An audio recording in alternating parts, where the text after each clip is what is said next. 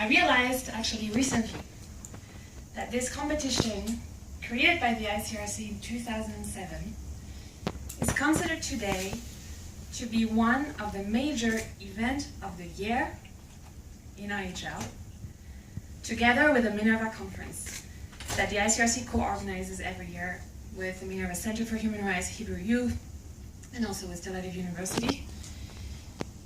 I also was told that, and that's interesting, that the participation to this competition is a must.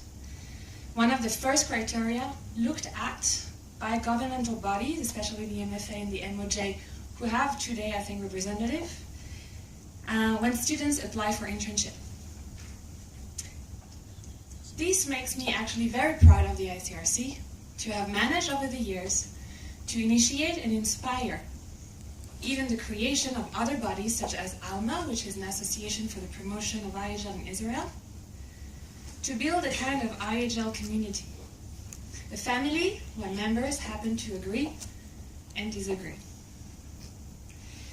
Turning back on the week that just unfolded, I wanted to congratulate all of our participating students for all of their efforts in preparing for the competition, for their good spirit and teamwork, and for making this a wonderful and successful event for us all. I think you have much to feel proud about. We had 12 teams, 35 students, representing seven academic institutions. There's something I wanted to emphasize for those who are not participating teams, that there's a principle that is the principle of anonymity that is key in this competition, meaning that we had no idea which team was representing what institutions. I have now my idea, but the judges have absolutely no idea of who is playing in that final. So, I'm not going to be very long, but I just wanted to put you a little bit in the ambiance for those who were not there with us this week. This year, we were in the imaginary Zula region on the shore of the Lapanim Sea, a former Sababa Empire that collapses, giving birth to 5 countries: Fanan, Shanaan, Me'ofef, Lamlam, and Zormim. And yes, I am aware these have double meanings in Hebrew. You shake. You had one organized armed group, the Zelofan, known as the ZF. You will add some tensions. You shake again, and here you go. Teams are called upon to take part in simulations with fictive but yet very realistic situations.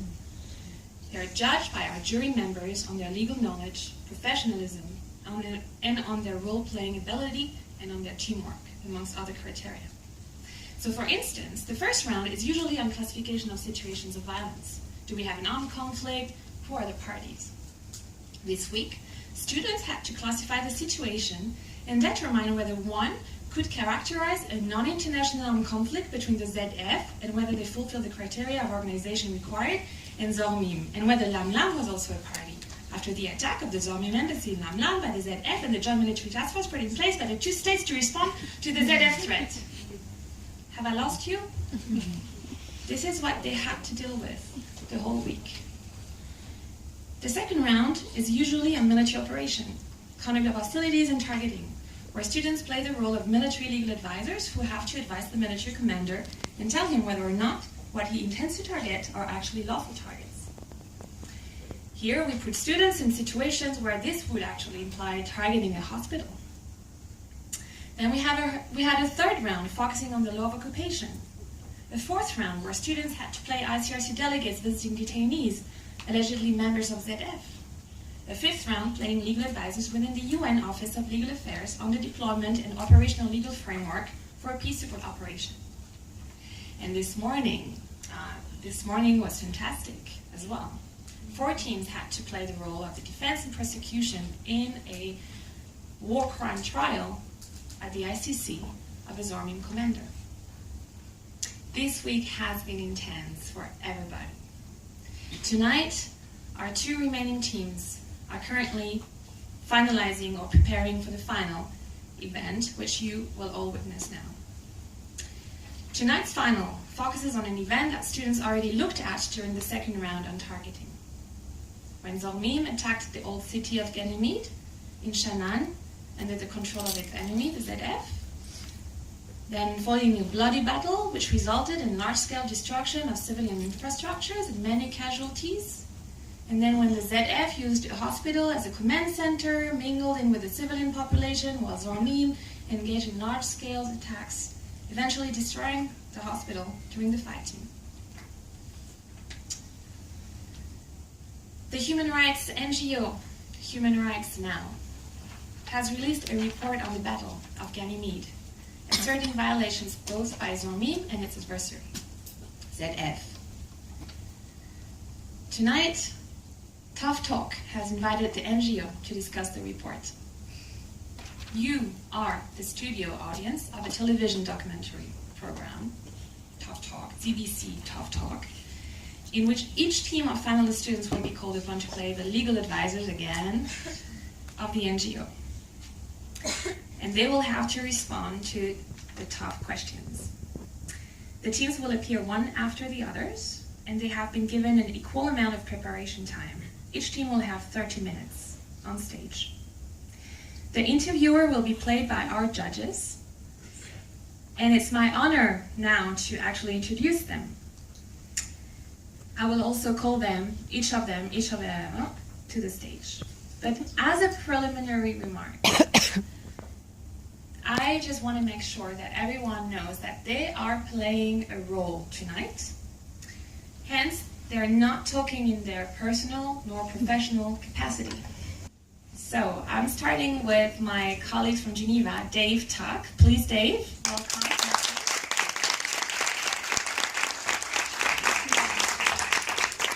Dave is Australian, and he has worked with the ICRC since 2006. Actually started as a Pashto interpreter in Afghanistan, and then he has become a legal advisor and has been one since 2011, both in Pakistan, Afghanistan, and now operating from Geneva for the Middle East region. Thank you, Dave, for all your contribution this week, and we're looking forward for yours tonight.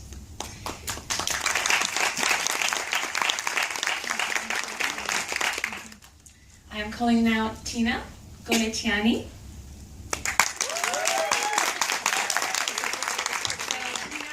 Tina is from Georgia, and she loves IHL and competitions, as she told us when we met, and she's a lawyer and a diplomat, actually, to be serious. She's a lawyer and a diplomat from Georgia, currently an expert of the EU-funded project Legislative Impact Assessment, drafting a representation.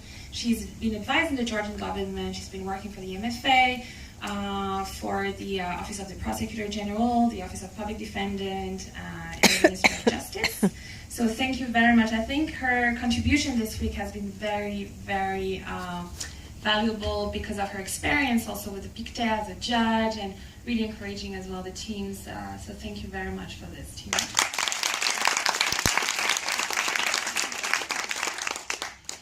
Then we have Colonel Noam Neumann, please.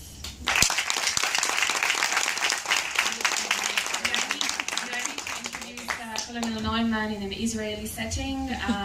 Noam was the head of the International Law Department until very recently in the Max Court of the IDF from December 2011 until March 2017. And he has been serving quite a while in the IDF International Law Department and also in the Office of the Legal Advisor for the Gaza Strip. So we were very lucky to have him, I think, this week as well. He brought a perspective that is not necessarily the ICRC or the NGO or the other perspectives, and I think this is extremely valuable and needed and necessary in such a competition. So thank you very much for that, Noam.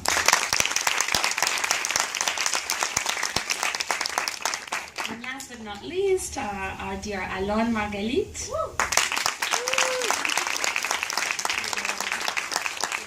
So Alon was our legal advisor until very recently, until end of September.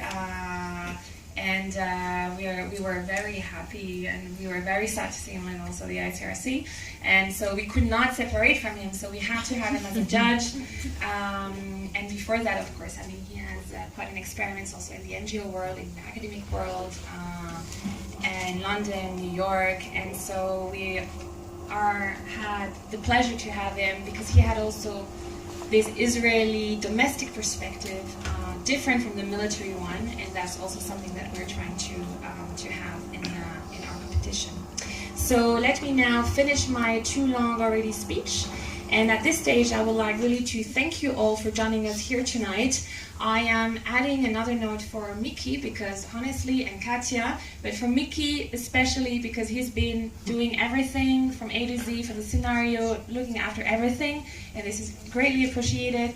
You've kept this competition at a very high level, so thank you very much for your support.